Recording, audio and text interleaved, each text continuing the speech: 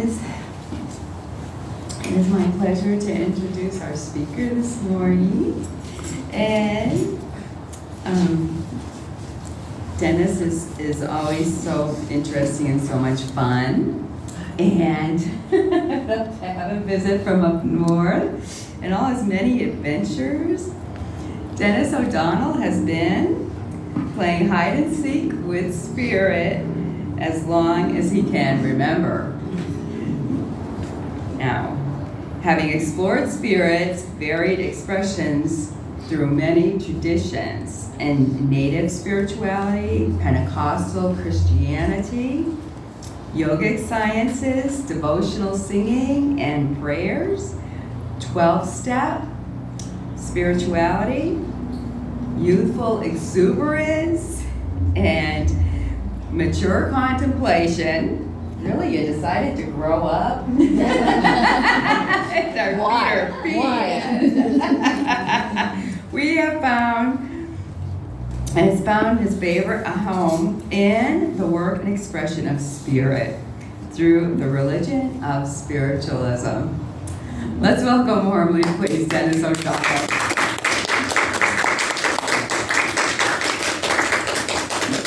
Thank you, everyone. Thank you, everyone. Oh, you're welcome. Well, it's great to be here. I'm a Cancer, and I've been looking forward all week long. I've been writing, and I've been all bubbly. I can feel the champagne bubbles kind of going. And I'm trying to think, you guys are like the only people in the world that think I'm funny. But you let me try. And so, and then yesterday, actually driving south, I turned the radio on, I heard the news.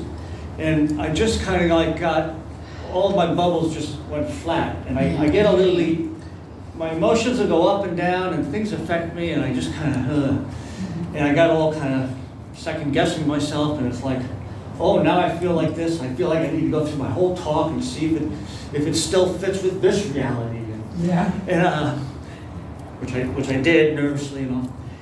Anyway, I came around the corner this morning and the banners are flying and the colors are here and it looks so festive and it's like, oh yeah, life goes on. I came in here with you folks and I sat and I meditated and all of our collective energy and spirit put its arms around me and said, oh yeah, life goes on. Anyway, I'm having a wonderful morning and I thank you for that. Thank you for having me. Okay, real quick, and okay, let's go.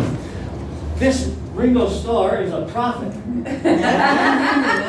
I have not been doing enough with my music, obviously. I've never heard this before. But it's brilliant. I've never heard this one.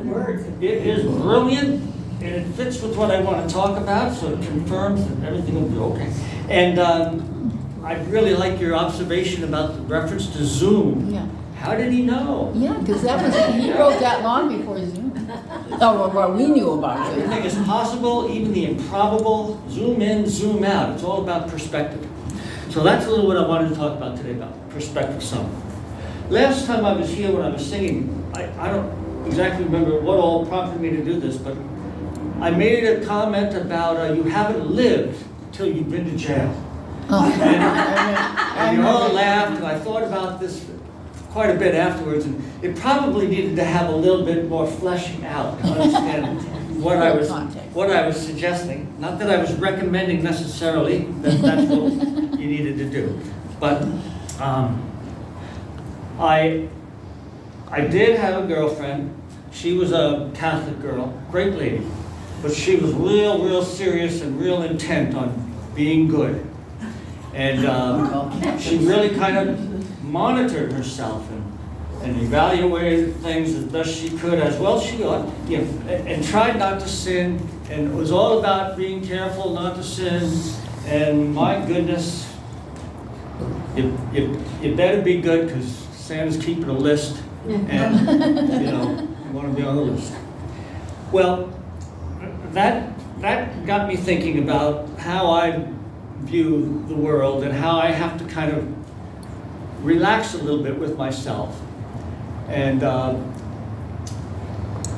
like I say, maybe because I get into these moody things and I can get a little bit down on life and down on myself, and I think back to people that have told me wise things. I had a college professor once who said,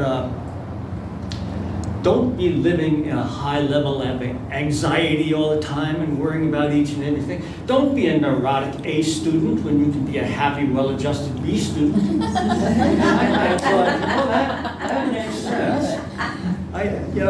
So I kind of think God looks upon me with the same kind of generosity. So life is kind of like boot camp. God sent us down here for a rather tough spiritual experience, a boot camp to teach us and to get us to grow into our spirituality. And the process of learning to see reality and to know who we are, it's not something that we can do alone.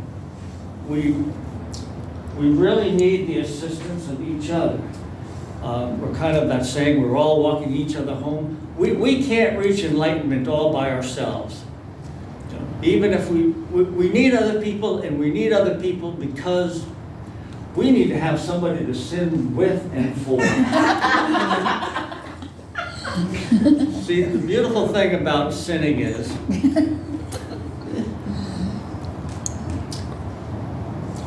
well, not only the fact is it fun sometimes, and when you're in your youthful exuberance and enthusiasm, you kind of think, that's. I did a lot of yoga. There was a young 30-year-old young woman in the yoga, and she was quite devout and serious about it, and she was doing it. She was vegetarian, and she got up 4 in the morning every morning and did her yoga and exercises and prayer and meditation, but she explained to the whole group of us in class, she just could not do that celibate thing, and she had needs and expectations about things, and we all encouraged her to kind of keep coming back anyway. But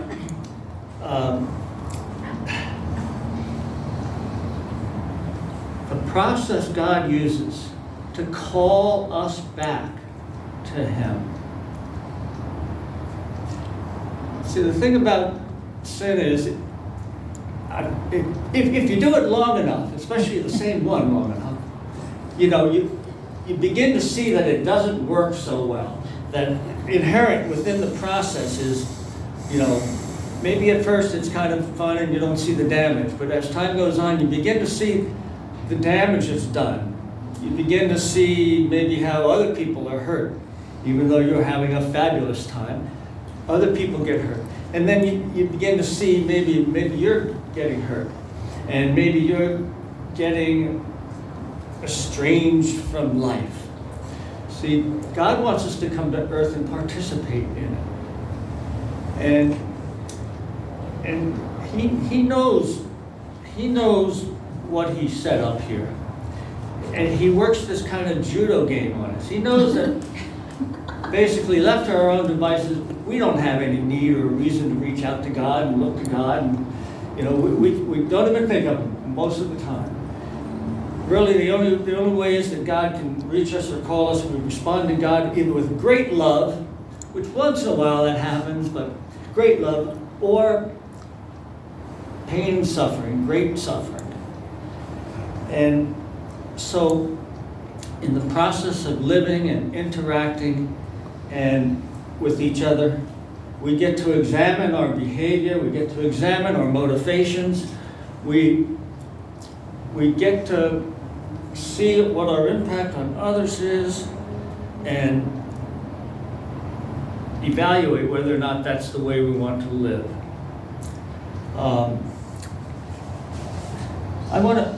Some of these expectations God has apparently, quite ludicrous. I mean, he set us up to fail. Listen to this list from Galatians about the works of the flesh that God doesn't want us to do. Adultery, fornication, uncleanness, lasciviousness. I lasciviousness, idolatry, I can say, witchcraft, hatred, variance, emulations, wrath, strife, seditions, heresies, envyings, murders, drunkenness, revelings, and such like. And this revelings is basically carousing and horsing around and having a good time and, creating chaos, and, the things that young guys especially like to do. And you do that right up until sometimes you end up in jail for a weekend or something. I was only in jail for a weekend. It wasn't that big of a deal. But it's amazing how little of a taste of jail will kind of change your perspective. Move your perspective of reality and your relationship with yourself and your God and with others. So in this boot camp, this no-win situation is kind of set up. There's a lot of things in life where you're kind of damned if you do and damned if you don't. No-win situations. There's also a lot of the fickle finger of fate that comes that just kind of, you're minding your own business and everything is good, and you turn the corner and gee, there's an opportunity to sin that you just kind of run with, or there's an old sin that now I remember what I did that I forgot all about it, and it kind of starts calling up memories and unconscious motivations come to light. And you begin to see the truth, and it's not always pretty. In fact, some of these things, somewhere in this talk, I talk about, I'm not really looking at these notes,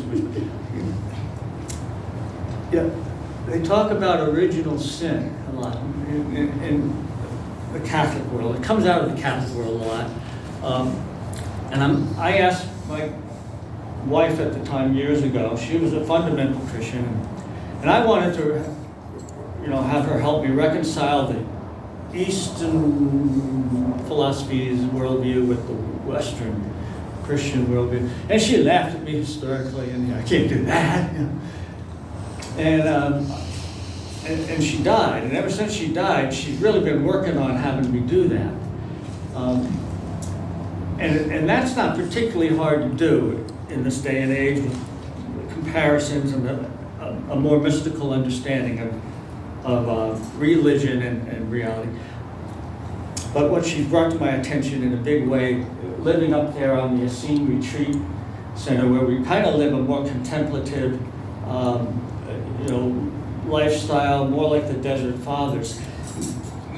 And when Christianity, the first 100, 200 years was, the Roman Catholics kind of got the Western Christian. There's a whole arm of Christianity called, Eastern Christianity. The Russian Orthodox, the Greeks, and they have a different relationship with the understandings of Christ, and not quite so dualistic. So the idea about original sin is contrary to the idea that Jesus came down here, which was, hey, we're all part of the incarnation. You look at me, you see the incarnation, you think God and man, and I'm God, and yes, I and God, you do see the incarnation right here. Yes, you do. And he walked around, he kind of demonstrated that. He demonstrated the mastery of his perspective of the fullness, the holistic relationship with creation. And then he also said he didn't beat people up too much about this original sin concept. He talked about the idea that, oh yeah, and you can do what I do. He says, basically that, I'm the example of physical matter and the Spirit of God moving into it, and it's all one whole thing. In fact, the whole entire creation is nothing but God. Spirit mixing with matter, manifesting in different forms. He says, you're the incarnation too. Well, we weren't ready to hear that at all. But there were a lot of people that were powerless, that were slaves, that were subjugated, that were frustrated in life, that were, sinners in a lot of the traditional ways. Jesus did really good with sinners. He didn't do so good with, successful, proud people, the pious Pharisees especially, the people who already thought they had it all together and knew how to do it and didn't need any help. In fact, they were so good at what they did, they'd let you know what you were doing wrong. Jesus didn't get along with those folks at all. But the average person that knew that they didn't have all the answers, that were receptive to the idea that there could be another way of viewing creation and our relationship to it. He did real well and attracted those folks. Those were the people that needed him. So, just to make sure I'm not missing something vitally important in all this. Oh yeah. Well, we all know the reasons for sinning, of course. Boredom. Boredom is a good reason to sin. If you leave your little dog at home too long in the house by himself, he's just going to tear the place up and destroy it just because he's bored. Well, we do that too. Let's see. A lot of times there are motivations, and there may be some, I don't want to call it original sin, but there's a concept that I've become aware of, a sacred wound. It's almost like when you look out there at everybody, even the most accomplished geniuses that got it all together, that are competent at anything they do, they're good at, aren't those people irritating? Yeah. Really, it's kind of.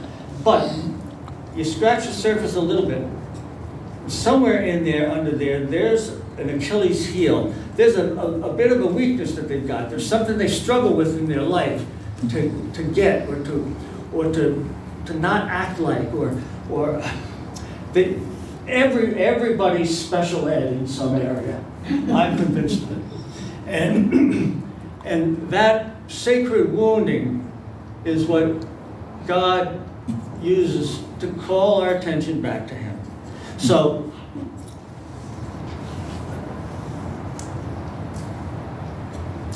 in calling us back to Him, then all of a sudden we get to the point where we are receptive to the idea of going into this small, still, quiet spot within the temple that Jesus said we were, and shutting out all of the I wants and I'm going to do's and it's all about me and oh, by the way, don't you see how well I'm doing at managing my sins? And sin management is a big thing for a lot of people, and they want to let you know too that they're good about it, and they're vitally concerned about it, of course, because there's only so many of us who are going to get to heaven, and I'm in the winning team here, and hard to say you're not in that neighborhood, and that dualistic perspective that we have here on earth is just ridiculous.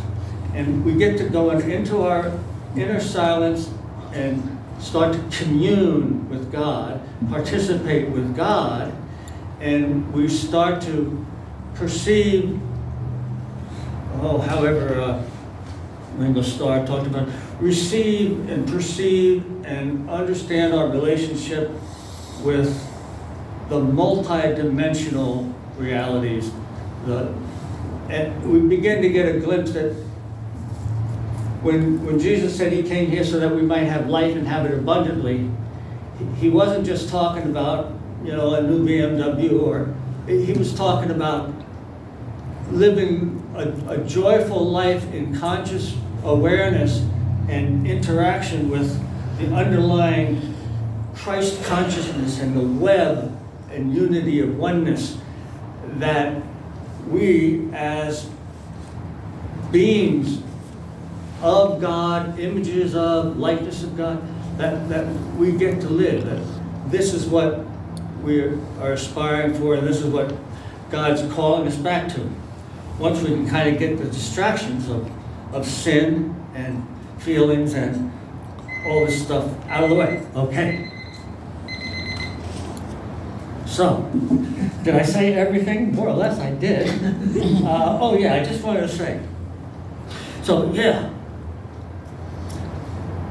these confusing times, like, you know, you're going along and all of a sudden life throws something at you and you end up in jail and it's like, wow, I didn't really ever think that this was the way life was. Or, you know, entitlement and that kind of stuff. It's kind of like you find out, like, you know, you're not the center of the world, or it's kind of like, this is America and we're so enlightened here and God's blessed us for so long, and, you know, political assassinations and stuff is for those people over there somewhere else, in some third world country where God doesn't love them as much as they love us because we're so advanced, don't you know? And to kind of like, oh, and my energy is like not supposed to be. So what do I do with times like that? And everything I'm saying also, as you know, it's just my own perspective, you know, my own crazy wisdom, Heyoka sort of perspectives. But when times get really weird and you know you're losing control, and yes, you go and you commune with God and you pray, and that's wonderful. But Mr. Rogers had a great idea too, when your world's falling apart. He said that when you don't know what you do, you look for the helpers. You go out there and you look for the helpers and hang with those people. Those helpers are the winners. And you'll feel better and do better hanging around with the helpers. And then spiritualism, Reverend Millie, she was all about, the way to God was all about helping others. She wasn't into meditation, she wasn't into a lot of things. You know, underneath the surface she was, but she didn't know what to call some of this stuff. But her main path to God was karma yoga, and was about being of service to others and doing it selflessly, selfless service, doing what you can do for others, not thinking about what you might get back for it. If you're thinking about what you're going to get back for it, it doesn't count, you might as well not even do it. So stick with the helpers and then become a helper yourself. And in that process, you'll be with the group of people that are going to be able to lovingly let you know, like, what your offensive, inconsiderate behavior and, you know, sin this time, how that is affected. And lovingly bring you along this road of enlightenment. Yeah, you don't have to go to jail to find God. It's not that bad. The yoke is light.